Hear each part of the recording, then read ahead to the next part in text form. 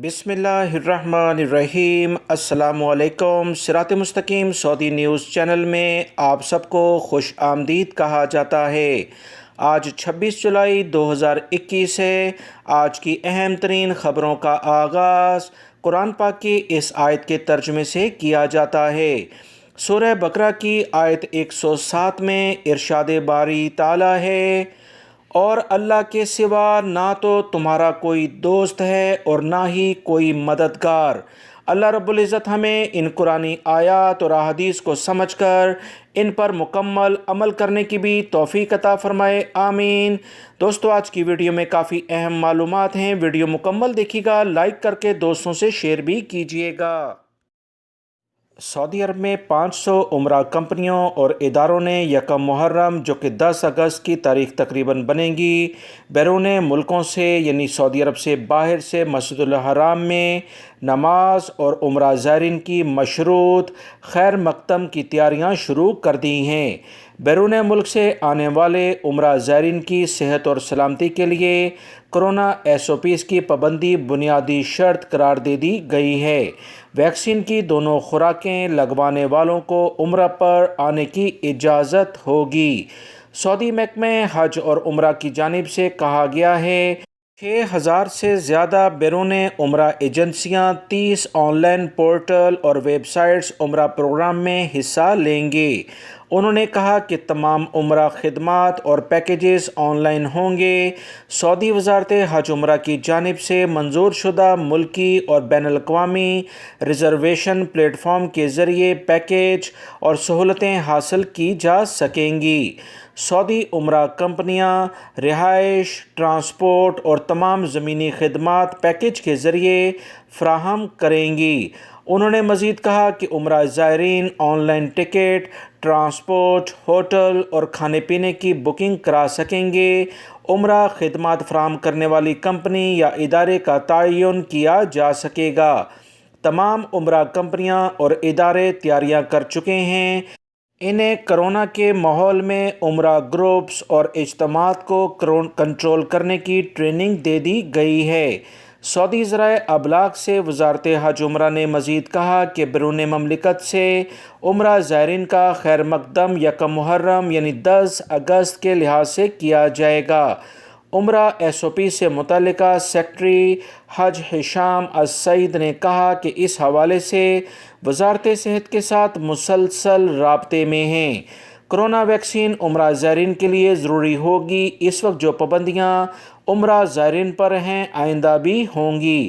ہشام السعید نے مزید کہا کہ وزارت حج عمرہ مکہ المکرمہ اور مدینہ منورہ میں مقدس مساجد کے اطراف کے علاقوں میں اقتصادی سرگرمیاں تیز کرنے کے لیے کوششیں جاری رکھے گا۔ سعودی عرب میں منظور شدہ Pfizer, AstraZeneca, موڈرنا، Johnson and Johnson کی جو منظور شدہ ویکسین ہے، اس کی دونوں خوراکیں لگوائی جائیں گی یا چائنیز ویکسین لینے کے ساتھ سعودی عرب میں منظور شدہ ویکسین کا بوسٹر خوراک لے لی جائے گی۔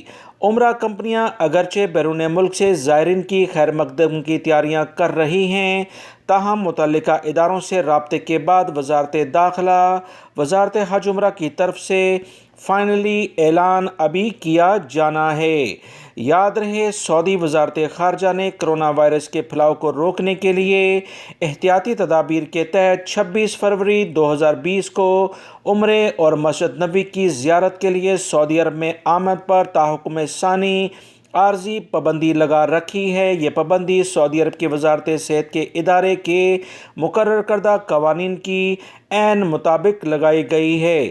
دوستو، اب دیکھنا یہ ہے کہ پاکستان، انڈیا یا دیگر 9 ممالک سے عمرہ زائرین اگر آتے ہیں تو سمجھ جائیں کہ انٹرنیشنل فلائٹس ان 9 ممالک کے لیے فوری طور پر کھولی جا سکتی ہیں۔ ابھی چند دن آپ کو مزید انتظار کرنا ہوگا۔ انشاءاللہ اچھی خبر کی بہت زیادہ امید ہے، لہٰذا دعا کریں۔ سعودی عرب میں گھریلو عملے یعنی ڈومیسٹک ورکر کے لیے ملازمت کے معاہدے میں میڈیکل انشورنس کا اطلاق 2022 کے آغاز سے کیا جائے گا۔ سعودی وزارت افرادی قوت اس سلسلے میں سعودی سینٹرل بینک سما کے تعاون سے اقدامات کرے گا۔ باخبر ذرائع سے جو اہم ترین اطلاعات آئی ہیں اس کے مطابق میڈیکل انشورنس کو مساند پلیٹ فارم کے ذریعے گھریلو عملے کے درآمد کے معاہدے سے مربوط کر دیا جائے گا، یعنی جوڑ دیا جائے گا۔ وزارت افرادی قوت کی جانب سے کہا گیا ہے کہ ملازمت کے معاہدے کو مساند سے جوڑنے کے طریقہ کار کے اجرا پر کام جاری ہے۔ وزارت افرادی قوت کا کہنا ہے کہ کمپنی اور ملازمین کے حقوق اور فرائض ملازمت کے معاہدے میں واضح کیے جائیں گے۔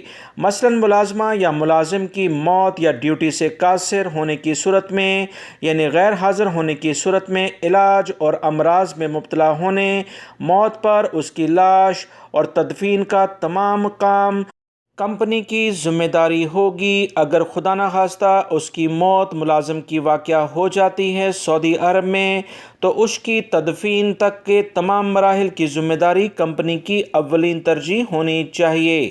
ملازمت کے نئے معاہدے کے اجرا کے بعد سعودی لیبر مارکیٹ گھریلو عملہ فراہم کرنے والے ممالک کے دیگر جو بھی لوگ ہیں وہ پرکشش ان کے لحاظ سے مراعات ہوں گی۔ یاد رکھیں، سعودی کابینہ نے مئی 2021 کے دوران گھریلو عملے کی ملازمت کے معاہدے میں میڈیکل انشورنس شامل کرنے کی منظوری دے دی ہے، لہٰذا 2022 میں باقاعدہ اس کا نفاذ ہو جائے گا۔ ریاض سے خبر آئی ہے کہ سیکیورٹی اداروں نے اسلحے کے زور پر بینک کے اکاؤنٹ ہولڈرز کو لوٹنے والے غیر ملکی گروہ کو گرفتار کر لیا ہے۔ یہ افراد بینک کے باہر ایسے افراد کی طاق میں بیٹھے رہتے تھے جو بینک سے رقم لے کر نکلتے یا اے ٹی ایم سے رقم لے کر نکلتے تو انہیں اسلحے کے زور پر لوٹ لیا کرتے تھے۔ سعودی عرب کے سیکیورٹی اداروں نے کہا کہ گروہ مملکت میں مقیم 2 غیر ملکیوں اور ایک غیر قانونی طور پر سعودی عرب میں داخل ہونے والے غیر ملکی پر مشتمل تھا۔ ترجمان نے مزید بتایا کہ ملزمان بینک آنے والوں کی طاق میں رہتے، موقع پاتے ہی ان پر حملہ کرتے اور ان سے رقم چھین کر فرار ہو جاتے تھے۔ ملزمان نے لوگوں سے 3,70,000 ریال لوٹ چکے تھے۔